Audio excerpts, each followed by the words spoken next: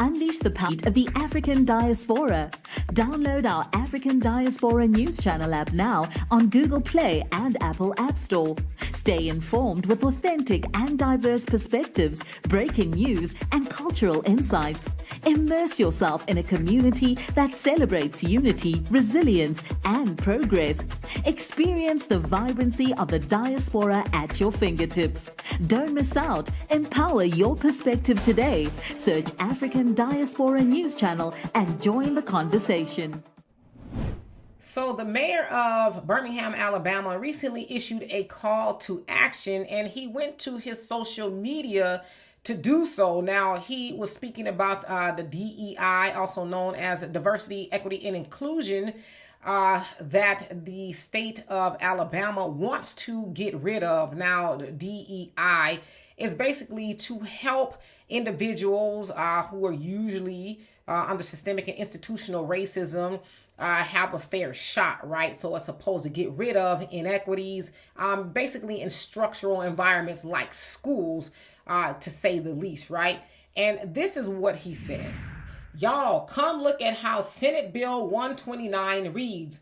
This bill would prohibit certain public entities, including state agencies, local boards of education, and public institutions of higher learning, from maintaining a diversity, equity, and inclusion office or department or sponsoring any diversity, equity, and inclusion program.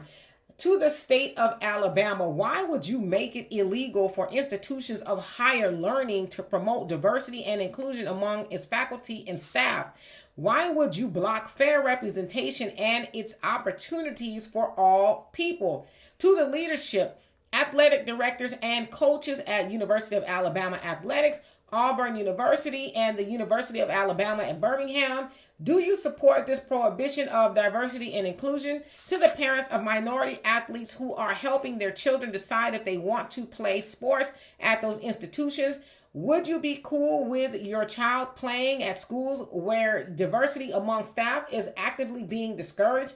Although I'm the biggest Bama fan, I have no problem organizing Black parents and athletes to attend other institutions outside of the state where diversity and inclusion are prioritized. If supporting inclusion becomes illegal in this state, hell, you might as well stand in front of the school door like Governor Wallace.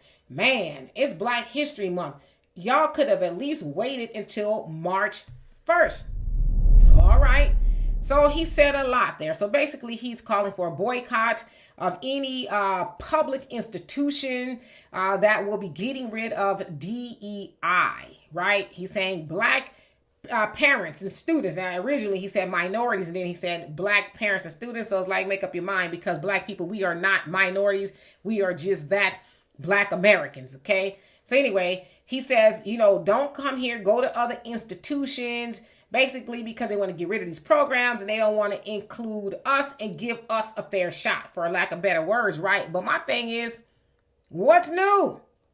When in the history of the United States of America have they wanted to or given Black people a fair shot? I don't know if the good mayor there has been paying attention, but they just got rid of affirmative action and the educational component, right?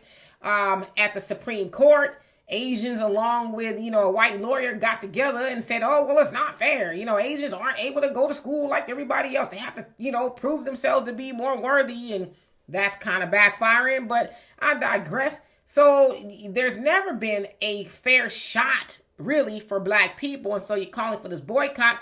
To me, and if I didn't say it's Mayor Woodfin there, but why not use your pulpit, if you will, to tell Black people, hey, practice group economics, get together, build your own schools. Now we know there's, HBCUs. So yeah, he could tell students to go to HBCUs. Talking about I'm a Bama fan, be an HBCU fan. How about that?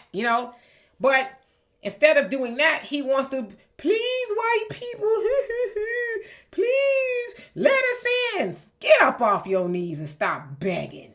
Stop begging the same people who don't want you here in the first place, okay? They only like black people when we were on the plantation picking cotton, tobacco, and everything else. That's the only reason why they liked us. They never liked us ever since then. Didn't like us then.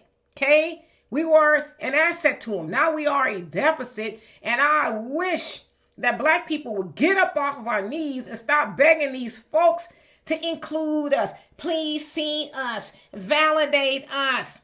Do you really want to be validated by them? Now listen, I know them folks, they owe us reparations, even though they say, well, I wasn't doing it, but your ancestors was doing it. So they still got to pay that debt. I know they owe us that. But outside of that, why do we care what they think about us and include us? But see, the problem is we won't really just root for and rally for our own institutions. We want to be all up in a institution. Y'all need to put us up in there. You know, like back in the day, God rest their souls, our ancestors sitting up at those lunch counters, you know, and some of them are still here. So, you know, but anyway, sitting up at those lunch counters, begging to eat seasonless soup, begging to be included. Let me in. I want to live next door to you. I want to be able to go to the same establishments with you. I want to get in the same pool with you. I don't want to get in the same pool with nobody, let alone some of those people, because what we know, they don't even like to wash their legs when they're in the shower. But I probably said too much. And so, good dear Mr. Mayor Woodfin of Alabama there in Birmingham, stop begging them folks to include you. How you going to ask somebody to include you when we don't include ourselves? We got to start including ourselves. You know how we include ourselves? By building our own, operating our own. As they say in the nation, accept your own and be yourself. That's how we include ourselves. But stop begging those people to include you when you won't even include yourself. So anyway, y'all tell me what you think of that. And for more insightful commentary, please subscribe to this channel and my channel, The Demetra Kaye Show, here on YouTube.